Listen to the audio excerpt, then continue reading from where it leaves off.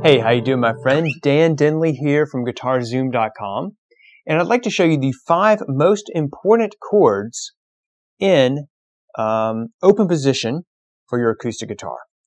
Okay, these 5 chords are going to be used over and over and over again, and you can easily remember them by the simple English word caged, C-A-G-E-N-D.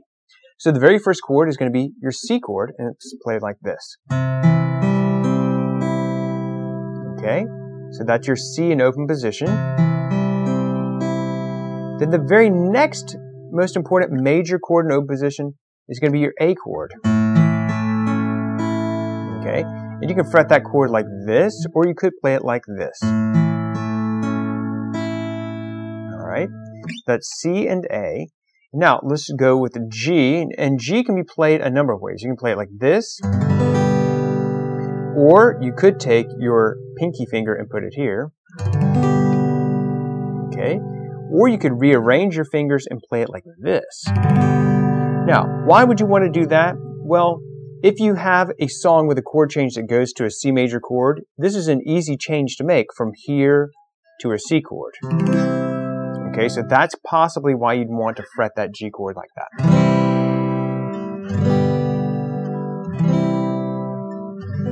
That's easier than going from G like this, to a C where you have to completely rearrange your fingers and go like that, right? So that's the reason that you might want to use that if you have a C chord either preceding that G or coming after that G chord. Okay, so we've got C, we've got A, we've got G. Okay, now the next chord is going to be your E chord in open position. It's going to be an E major chord like this. Okay, really a nice sounding chord that you can actually move around and just keep using the bottom E and the B and E strings on the top and just leave them open. You kind of get the Spanish sounds. It sounds like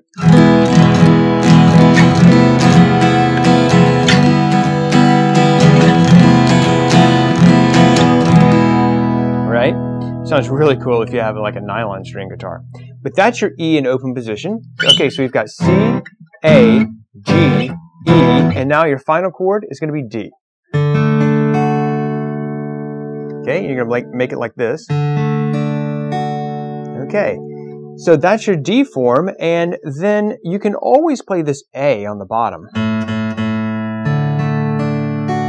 because A is part of that chord. The notes of that D chord are D, F sharp, and A, and since A is on the bottom, you can play it, but just know that when you play those notes on the bottom like that, it's going to sound a little bit muddy when the root note, in other words, the note that the chord is named after, in this case D, if that note's not on the bottom, sometimes it can sound kind of muddy, and that's called an inverted chord. It's in an inversion.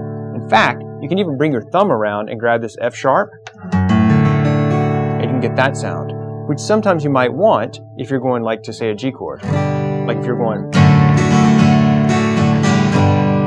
that sounds pretty good, right? So that would be one reason why you might want to try that. But generally speaking, the D chord's just going to be like this. So that's C, A, G, E, and D.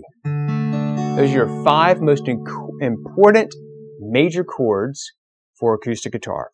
And if you'd like to sign up for my free 5-part acoustic guitar mini course, where I show you the most important minor chords, the most important dominant chords, the 3 most important strumming patterns, and the minor 7ths and sus2 chords for acoustic, you can always check out the link in this video and go sign up, and you'll have the very first lesson in just a couple of seconds from now. Thanks for watching. I'm Dan Denley from GuitarZoom.com.